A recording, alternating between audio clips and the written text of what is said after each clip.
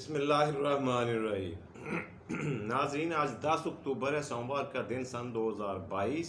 آپ کا اپنا میزبان جاوید اقبال آپ کے اپنے یوٹیوب چینل پہ ایک دفعہ پھر حاضر خدمت ہے۔ صبح کا وقت ہے، خوبصورت صبح ہے، فریش ہے۔ سو گڈ مارننگ، صبح خیر اینڈ السلام علیکم ایوری بڈی۔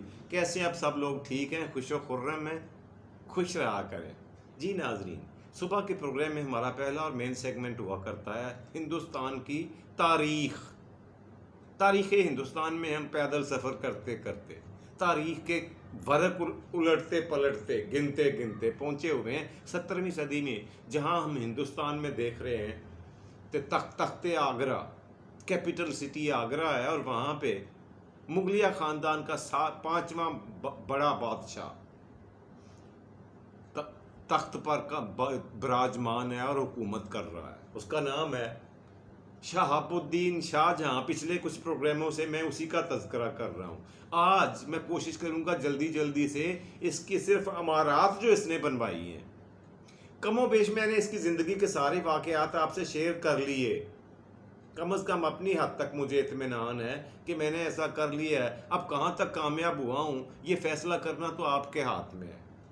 آپ اپنے فیڈ بیک سے آگاہ کرتے رہا کریں تاکہ مجھے پتہ ہو کہ پروگرام کیسا چل رہا ہے۔ خیر، آج میں نے آپ کو صرف بتانا یہ ہے کہ اس نے یہ عمارات بنانے کا دل دادا اور شوقین کس حد تک تھا، اور اس کا عملی نمونہ آج بھی دنیا میں موجود ہے، کس شکل میں، کہاں۔ سب سے پہلا اور بڑا نمونہ جو ہے وہ ہے دریائے گنگا کے کنارے، دریائے جمنا کے کنارے، آگرہ کے شہر میں تاج محل، جو دنیا کے 7 عجوبوں میں شمار ہوتا ہے۔ ایک عجوبہ، اس کا نام ممتاز محل تھا، اور تاج محل کے نام سے آج جانا جاتا ہے۔ پوری دنیا اسے جانتی ہے اور مانتی ہے کہ یہ واقعی عجوبہ ہے، اس کے جیسی عمارت دنیا میں اور کوئی نہیں ہے۔ 1630 میں اس کی بیوی ممتاز بیگم کی وفات ہوتی ہے۔ ان کی جو شادی شدہ زندگی ہے اس کا دورانیہ کتابیں 14 سال بتاتی ہیں۔ 14 سال اکٹھے رہنے کے بعد، 6 بچے پیدا کرنے کے بعد، 4 بیٹے اور 2 بیٹیاں، جن کے نام میں تفصیلاً پچھلی قسطوں میں بتا چکا ہوں، یہ 1630 میں وفات پاتی ہے۔ اور اس کی نصیحت کے مطابق نہ تو اس نے اس کے بعد شادی کی ہے، شہنشاہ شاہ جہاں جو تھا اپنی بیوی ممتاز بیگم کی وفات کے بعد 28 سال زندہ رہا، ہے نا حیرت کی بات۔ لیکن اس نے اپنی بیوی کی محبت میں، اس کے کہنے کے مطابق، اس کی وصیت کے مطابق کبھی شادی نہیں کی۔ بعد میں دوسری اس کی وصیت تھی مقبرہ بنوانے کی، اس پہ اس نے عمل درآمد کروایا۔ 1630 میں وفات پاتی ہیں ممتاز بیگم، اور 1631 میں تاج محل کی جو عمارت ہے اس کا سنگ بنیاد رکھا جاتا ہے، اس عمارت کو بننا شروع ہوتا ہے۔ اب 1 سال کا وقفہ کیوں لگ گیا؟ ہوا یہ کہ دور دراز سے لوگوں کو، کاریگروں کو بلایا جاتا اور لکڑی کا ایک نمونہ، سیمپل بنایا جاتا، پھر اسے غور سے دیکھ کر اس میں سے کئی فالٹ اور نقص نکال کر اس کو ریجیکٹ کر دیا جاتا۔ ایک کے بعد ایک نمونہ، ایک کے بعد ایک سیمپل بادشاہ سلامت کی خدمت میں پیش کیے جاتے رہے اور ریجیکٹ ہوتے رہے۔ آخر کار کئی مہینوں کی سٹرگل کے بعد اور ہزاروں لوگوں کے، کاریگروں کے حصہ لینے کے بعد ایک بندے کا سیمپل پاس ہو گیا۔ اس نے لکڑی کا جو نمونہ بنایا تھا محل کا، وہ بادشاہ کو، اس کی آنکھوں کو بھا گیا، اچھا، دل کو اچھا لگ گیا۔ بادشاہ سلامت نے پاس کیا، اور 1631 میں اس نقشے کے مطابق تعمیر شروع کر دی گئی۔ اور تعمیر کرنے کے لیے جو مستریان، جو کاریگر منگوائے گئے، وہ سارے لوکل نہیں تھے، ان میں زیادہ تر لوگ تھے ایرانی، اور اس سے کم تعداد تھی ترکوں کی، اور تیسری جو درجہ تھا وہ ہندوستانی کاریگروں کا تھا، مستریوں کا۔ یوں 3-4 ملکوں کے کاریگروں نے مل کے اس دیے ہوئے ماڈل کے مطابق، لکڑی کا بنا ہوا ماڈل، اس کو ایک سائڈ پہ رکھ کے اس کو دیکھ کر عمارت کو تعمیر کرنا شروع کر دیا، اور کتابیں بتاتی ہیں کہ اس کی تعمیر میں تقریباً 16 سے 18 سال لگے۔ اس میں جو پتھر استعمال کیا گیا وہ اس نے اپنے بڑے بزرگوں کی طرح صرف ایک ہی پتھر نہیں رکھا، وہ بڑے جو تھے وہ صرف سرخ جو سنگ مرمر ہے نا، ریڈ کلر کا، اسی کو یوز کرتے تھے، اس لیے کہ ان کا جو محور و مرکز ہوا کرتا تھا، ان کا جو مقصد ہوا کرتا تھا وہ عمارت کی مضبوطی ہوا کرتا تھا۔ مگر شاہ جہاں اس میں ایک اور چیز دیکھنا چاہتا تھا، مضبوطی کے ساتھ ساتھ خوبصورتی، اس لیے اس نے سنگ مرمر کے علاوہ سرخ پتھر کا اور بہترین ٹائلوں کا انتظام کیا، اور پھر جو ان عمارتوں کے اندر شیشوں کے ٹکڑے لگائے گئے وہ زیادہ تر یورپ سے امپورٹ کیے گئے، بہترین قسم کے شیشہ جو صدیاں گزرنے کے بعد بھی خراب نہ ہو، ایسا شیشہ کہاں ملتا ہے؟ لیکن ایسا ہے، میں آپ کو بتاتا ہوں، آپ اب بھی دیکھ سکتے ہیں وہ شیشے، یہاں ہمارے پاکستان میں بھی ایک جگہ لگے ہوئے ہیں، آگے چل کے میں اس کا تذکرہ کرتا ہوں، لیکن یہاں ہم نے تاج محل کی بات کرنی ہے۔ اس کا ایک روایت کے مطابق یہ کہا جاتا ہے کہ اس کا جو چیف سپروائزر تھا، سب سے بڑا نگران جو تھا اس پروجیکٹ کا، تاج محل کو بنانے کا، وہ ایک ایرانی تھا، اب اس کا نام بتایا جاتا ہے استاد عیسیٰ عبد الکریم، لیکن زیادہ تر تاریخ دان اس بات کو تسلیم کرنے کے لیے تیار نہیں ہے، وہ کہتے ہیں یہ غلط ہے، وہ اس نے کوئی سپرویژن نہیں کی، یہ کئی سارے سپروائزروں نے مل کر اس کو پایا تکمیل تک پہنچایا۔ خیر ہوا کچھ بھی ہو، یہ عجوبہ، یہ مقبرہ بن گیا، اور اس کی قدر و منزلت کا پتہ بھی اسی کو تھا جس نے بنایا، شاہ جہاں کو۔ اس نے اپنی موت میں جو آخری جو اپنی خواہش بتائی تھی نا مرنے سے پہلے بیٹے نے، جہاں عالمگیر نے خیر سے ان کو جیل میں ڈالا، قید خانے میں، کال کوٹری میں، 7 سال تک وہ وہاں قید و صعوبت کی تکلیفیں برداشت کرنے کے بعد وفات پا گیا، اور اس کی آخری خواہش پوچھی گئی تو اس نے کہا تھا میری کال کوٹری کو جہاں قید رکھا ہوا ہے نا، اس میں ایک چھوٹا سوراخ کر دیں جہاں سے مجھے تاج محل نظر آتا رہے۔ یہ ہوتی ہے محبت۔ خیر میرا یہ ٹاپک نہیں ہے، میں نے جلدی سے آپ کو دوسری عمارتیں گنوانی ہیں، ایک پہ کافی ٹائم لگ گیا ہے۔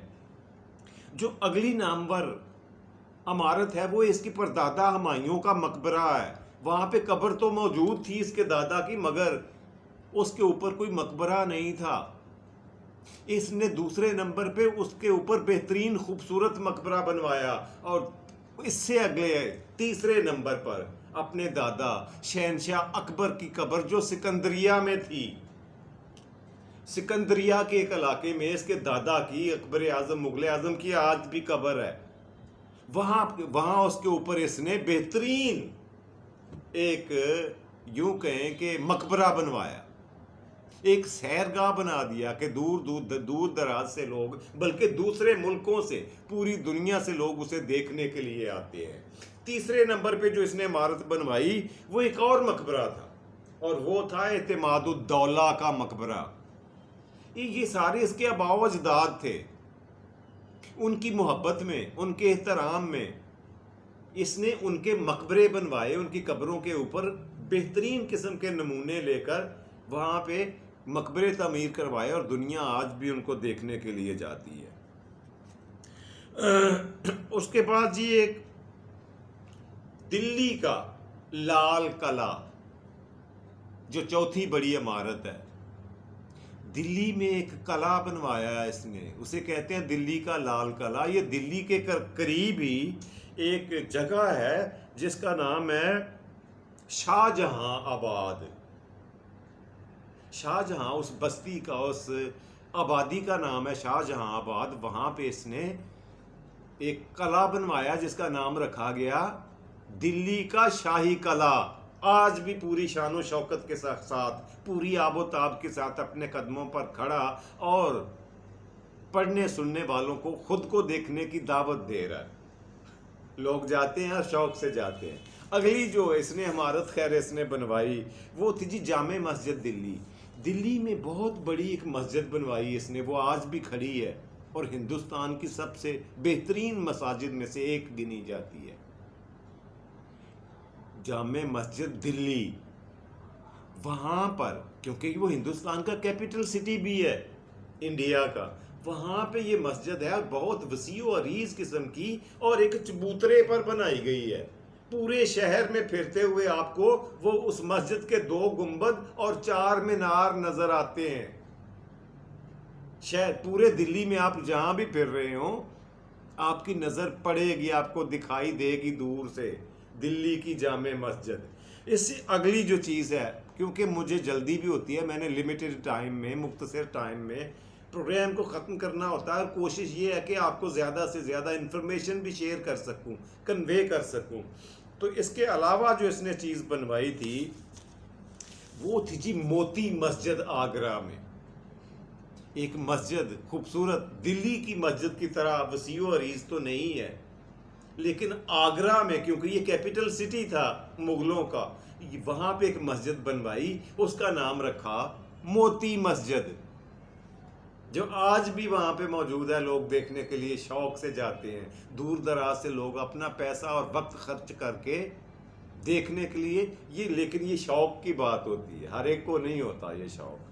خیر وہاں اس مسجد, یہ دونوں مساجد جو ہیں ان کی خاص بات پتہ ہے کیا ہے؟ لوگ کاریگر انجینئرز کیا دیکھنے جاتے ہیں کہ ان میں جو پتھر لگے ہوئے ہیں ان کے جوڑ نظر نہیں آتے. پتھر کی ٹائلیں جو لگی ہوئی ہیں وہ اس کے جوڑ دیکھیں صدیاں گزرنے کے بعد بھی, تقریباً 500 سال ہو گئے ان کو بنے ہوئے, ان عمارتوں جن کی ذکر کر رہا ہوں, اور ان کے آج بھی انجینئر پوری دنیا سے آتے ہیں کہ یہ صدیوں پہلے جب جدید ٹیکنالوجی تھی نہیں, ایسے اوزار اور ایسی مشینری اویلیبل نہیں تھی جو اب ہے, تو کیسے ممکن ہے کہ ان پتھروں کی چنائی ایسے ہو گئی ہے کہ آج بھی اس طرح کرنا ممکن نہیں ہے. کون لوگ تھے وہ, کہاں سے آئے اور کدھر چلے گئے؟ کاریگر لوگ جاتے ہیں یہ چیز نوٹ کرنے کے لیے, دیکھنے کے لیے, اور پھر فوٹوگرافی کر کے اپنے اپنے ملکوں میں جا کر سٹوڈنٹس کو دکھاتے ہیں, پڑھاتے ہیں. یہ حیثیت ہے ان عمارتوں کی جو شاہ جہاں نے بنوائی. اسی لیے کہا جاتا ہے عمارتیں بنانے کا دل دادا اور شوقین تھا. اس سے اگلی مسجد جو اس نے بنوائی ہے جی وہ ہے جی تخت طاؤس. طاؤس فارسی میں کہتے ہیں مور, پرندہ ہے ایک مور. اچھا تخت طاؤس کے بارے میں عرض کرتا چلوں. تخت طاؤس کیا تھا؟ تخت طاؤس وہ تخت تھا جس کے اوپر شہنشاہ جہاں خود شاہ جہاں بیٹھا کرتا تھا دربار میں. لمبا چوڑا وسیع و عریض قسم کا تخت ہے, زمین سے 9 فٹ اونچا بنایا ہوا ہے, اور اس کے دونوں سائیڈوں پہ موروں کی شکل کے پرندے بنائے ہوئے ہیں, اور ان کے پروں میں سونے چاندی ہیرے جواہرات زمرد اور مرجان جیسے قیمتی پتھر لگائے. کروڑوں روپیہ اس زمانے میں خرچ آیا اس تخت کو بنانے کے لیے. تاریخ دان کئی لکھتے ہیں کہ یہ جب بعد میں بہادر شاہ نے ہندوستان پر ایرانی حملہ آور نے اس پہ اوپر حملہ کیا, نادر شاہ تھا اس کا نام, نادر شاہ نے حملہ کیا تو وہ تخت طاؤس اپنے ساتھ لے گیا تھا. لیکن کچھ تاریخ دانوں نے یہ کہا ایسا نہیں ہے, یہ بالکل غلط ہے. تخت طاؤس کچھ ہی سالوں کے بعد وہاں سے تخت غائب ضرور ہوا تھا, محل سے نادر شاہ کے حملے کے وقت غائب ہو گیا تھا, مگر کچھ سالوں کے بعد شاہ جہاں کے اپنے پوتا جس کا نام شاہ رخ تھا, اس کے پاس سے وہ ٹوٹی پھوٹی اور خستہ حالت میں مل گیا تھا وہ تخت. اور پھر ایرانیوں نے اٹھا کر آج بھی ایران کے شہر اصفہان میں انہوں نے اپنے میوزیم میں، اپنے عجائب گھر میں اس کی مرمت تزئین و آرائش کرنے کے بعد اسے آج بھی رکھا ہوا ہے، اور پوری دنیا سے لوگ دیکھنے کے لیے تخت طاؤس کو دیکھنے کے لیے ایران کا رخ کرتے ہیں۔ ہے نا مزے کی بات؟ اس کے علاوہ جو فتح پور سیکری تھا ایک علاقہ، یہ مغلوں کے لیے خاص اہمیت کا حامل رہا۔ ان سے، اس علاقے سے ان کی روحانی اور دلی اٹیچمنٹ اور وابستگی شروع سے رہی ہے، آخر تک رہی ہے۔ وہاں پہ بہت ساری مساجد، عمارتیں، مسافر خانے اور پل بنوائے شاہ جہاں نے دریاؤں اور نہروں کے اوپر، اور وہ پل، وہ عمارتیں، مسافر خانے، مزے کی بات ہے، خوبصورتی اور مضبوطی کا امتزاج ہیں۔ دونوں کو یکجا کر کے خوبصورتی کو ڈالا، مگر مضبوطی کو بھی کمپرومائز نہیں کیا۔ مضبوطی ہے مگر اسے خوبصورت بنایا۔ اب میں آپ کو بتاؤں کہ اس وقت جو پاکستان میں علاقے شامل ہیں، وہاں پہ اگر آپ دیکھنا چاہیں تو سب سے پہلا جو مین ذکر میں کرنا چاہوں گا وہ شیش محل کا ہے۔ یہ ہمارے پاس دریائے راوی کے کنارے لاہور میں، شمالی لاہور کے علاقے میں دریائے راوی کے کنارے یادگار کے ساتھ ہی ایک قلعہ ہے جسے شاہی قلعہ کہتے ہیں، رائل فورٹ۔ اس قلعے کے ایک کارنر میں اس نے بنوایا تھا جی شیش محل، وہ آج بھی لوگ دیکھنے کے لیے جاتے ہیں۔ اگر آپ کو بھی خوشی اور خواہش ہو، دل مانے، تو آپ تشریف لائیں لاہور شاہی قلعہ میں اور کسی سے پوچھ لیں کہ میں نے شیش محل دیکھنا ہے۔ پھر وہاں جا کر اس کارنر میں دیکھیں، آپ کی حیرت گم ہوگی کہ یہ چیزیں، یہ شیشے لائے کہاں سے گئے ہوں گے، اور یہ جوڑے ہوئے کس چیز کے ساتھ ہیں، یہ صدیوں کے بعد بھی خراب کیوں نہیں ہوئے، یہ ٹوٹے کیوں نہیں، گرے کیوں نہیں دیواروں کو چھوڑ کر۔ آپ کی حیرت گم ہو جائے گی۔ بڑے بڑے انجینئر، سائنسدان آ کر یہاں پہ چپ سادھ کر ہکا بکا کھڑے رہتے ہیں۔ آپ بھی اگر چاہیں تو۔ اس کے علاوہ شاہی قلعہ میں انہوں نے چہل قدمی کے لیے ایک علیحدہ ایریا بنوایا شاہ جہاں نے، اور ایک دیوان خاص، یعنی مہمانوں کو ٹھہرانے کی جگہ۔ یہ تین چیزیں اس نے شاہی قلعے میں اضافہ کیا تھا، ان تین چیزوں کا۔ اس کے علاوہ پاکستان میں اس وقت جو علاقہ موجود ہے وہ ہے ٹھٹھا۔ ٹھٹھا ایک مشہور و معروف شہر ہے، اس میں 3-4 مساجد اور مسافر خانے۔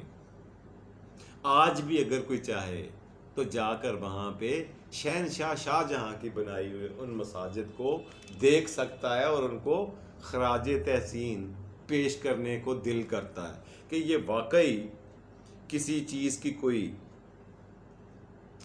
اس کے علاوہ لاہور میں جو چیز بنوائی وہ 3 مقبرے تھے، وہ پھر وہی اپنے آباء و اجداد کی طرف۔ اس کے شاہ جہاں نے اپنے باپ کا مقبرہ جو تھا، یہ تھا ادھر شادرہ کے علاقے میں، شمالی لاہور میں، وہ بھی قبر ہی تھی، اس کے اوپر خوبصورت مقبرہ بنوایا۔ اس کے علاوہ اس کے ساتھ ہی آصف جاہ کا مقبرہ بنوایا قبر کے اوپر، جو آج بھی لوگ آتے ہیں اور دیکھ سکتے ہیں۔ آپ بھی اگر چاہیں تو شادرہ موڑ سے صرف 2 کلومیٹر کے فاصلے پر یہ مقام موجود ہے، ریلوے ٹریک کے پاس ہی ہے، آ کر کے آپ دیکھ سکتے ہو۔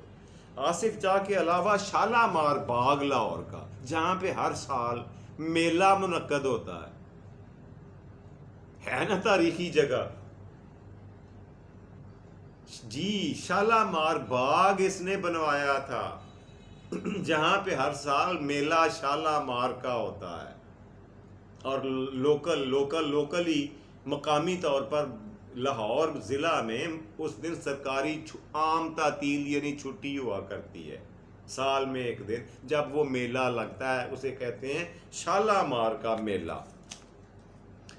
اس کے علاوہ بہت ساری ایسی مساجد ہیں جی، بہت سارے ایسے گنبد ہیں، بہت سارے ایسے چیزیں ہیں جن کو مثال کے طور پر پیش کیا جا سکتا ہے، لیکن وہ اس کو اگر گنوانے بیٹھے ایک ایک کر کے تو جو میں نے پڑھا ہے وہ تو پھر جا کے یہ 3 گھنٹوں میں مکمل ہو سکتی ہے یہ ساری چیز۔ اس لیے میں نے مختصر کر کے اور مین چیزیں جو بڑی بڑی جو میں نے سمجھا کہ یہ قابل ذکر ہیں، یہ زیادہ اہم ہیں، ان چیزوں کو میں نے سارٹ آؤٹ کر کے جمع کر کے آپ کی خدمت میں پیش کرنے کا سوچا تھا. اور اب یہ بتاتا چلو آخر میں کہ 1658 میں شاہ جہاں کی وفات قید خانے میں ہوئی. اس کے بیٹے نے اس کو جیتے جی جیل میں رکھا. کس نے؟ اورنگزیب عالمگیر نے. اور باپ نے کبھی اس سے رحم کی بھیک نہیں مانگی. اس کو پتا تھا کہ یہ میرے ساتھ مکافات عمل ہو رہا ہے. اس نے اپنے باپ کو قتل کر کے تخت پر قبضہ کیا تھا، جہانگیر کو قتل کر کے شاہ جہاں نے. اب دیکھیں اس کا اپنا انجام کیا ہوا. تو پھر دیکھ مان لو خدا کیا کرتا ہے. خیر 1658 میں یہ قضائے الہی سے خالق حقیقی سے جا ملا، اور یوں شاہ جہاں کے دور کا خاتمہ ہوا اور شروع ہو گیا یہاں سے اورنگزیب عالمگیر کا زمانہ، جس کا اصلی نام تھا محی الدین. انشاءاللہ اگلے پروگرام سے ہم اسی پہ گفتگو کریں گے. آج ہم کلوز کر رہے ہیں چیپٹر کو شاہ جہاں کے 5ویں بادشاہ کو، اور اگلے پروگرام سے 6ٹھے بادشاہ مغل خاندان کا محی الدین عالمگیر محی الدین اورنگزیب عالمگیر، یہ پورا نام تھا. اس کے اوپر بات ہوگی. پہلا پروگرام یہیں پہ ختم کرنے کی اجازت دیجیے. بڑھتے ہیں آج کے مزیدار اور بہترین سیگمنٹ کی طرف، اور وہ ہوا کرتا ہے آج کا لفظ. جی آج کا لفظ جو میں آپ کی خدمت میں پیش کرنے جا رہا ہوں وہ بھی کچھ کم، کسی سے کم نہیں ہے. بہترین لفظ ہے جو میں آپ کو دکھاؤں گا. یہ ہے جی، میں آپ کی خدمت میں لکھنے جا رہا ہوں. یہ رہا جی لفظ. کیا لکھا ہے؟ ملاح. ملاح کسے کہتے ہیں؟ کشتی چلانے والے کو، کشتی بان کو ملاح کہتے ہیں. لیکن ٹھہرے میں آپ کو بتاؤں کہ یہ لفظ بنا کیسے. اصل میں یہ عربی کا ایک لفظ تھا ملا. یہ غور فرمائیں، یہ لفظ تھا ملا. اور ملا کہتے تھے، ایک پرندے کا نام تھا جو عرب میں ہوا کرتا تھا. خوبصورت تھا، سائز میں نسبتاً بڑا تھا سائز میں، اور جب وہ فضا میں اڑتا تھا تو اس کے پروں کی شکل بالکل وہی بن جاتی تھی جو کشتی چلاتے ہوئے کشتی بان کے چپوؤں کی بنتی ہے. اور اس نسبت سے، اسی مماثلت کی وجہ سے کشتی بان کو ملاح کہا جانے لگا. ملاح پہلے لفظ تھا یہ والا، اور اب یوں ہو گیا ہے ملاح. اسی خاندان کا، اسی فیملی کا ایک لفظ ہے ملیحہ. وہ بھی میں آپ کو چلو بتائے دیتا ہوں. آپ نے کئی عورتوں کا یہ نام سنا ہوگا ملیحہ. اسی فیملی کا لفظ ہے ملیحہ. ملیحہ کا مطلب ہوتا ہے خوبصورت اور خوبصیرت عورت. عورت کے لیے، کوئی کسی خوبصورت اور خوبصیرت عورت کے لیے بولا جاتا ہے کہ جی وہ ملیحہ ہے. جی امید ہے آج کا لفظ آپ کو پسند آیا ہوگا. بڑھتے ہیں پروگرام کے تیسرے آخری اور مزیدار سیگمنٹ کی طرف. آج کی بات، جی سائیں، آج کی بات جو میں آپ سے ڈسکس کرنے جا رہا ہوں آپ کی خدمت میں پیش کرنے کے لیے، وہ کچھ اس طرح سے ہے کہ آپ نے اکثر لوگوں سے سنا ہوگا گاہے بگاہے مختلف محفلوں میں، یاروں دوستوں میں بیٹھے بیٹھے، کہ لوگ بول دیتے ہیں کہ یار نیکی کا تو اب زمانہ نہیں رہا. ہوتا ہے نا یہ فکرہ سنتے ہیں نا آپ. میں نے بھی سنا، آپ نے بھی سنا ہوگا کئی دفعہ. ایسے لوگ پتہ ہے کون ہوتے ہیں جو یہ بات کرتے ہیں، جو اس میں بلیو کرتے ہیں کہ نیکی کا زمانہ نہیں رہا.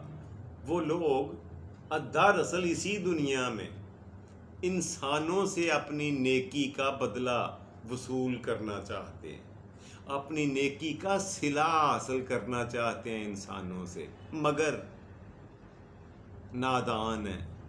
نیکی تو کی جاتی ہے اللہ کی رضا اور خوشنودی کے لیے. اور جو لوگ اللہ کو راضی کرنے کے لیے، خالق کائنات کو خوش کرنے کے لیے، اس کی رضا کے لیے نیکی کرتے ہیں نا، ان کے لیے ہر زمانہ نیکی کا زمانہ ہوتا ہے۔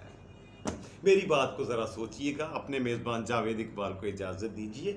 خوش رہیں، خوش رکھیں اپنا اور اپنے پیاروں کا ڈھیر سارا خیال رکھا کریں۔ فی امان اللہ، اور پاکستان زندہ باد۔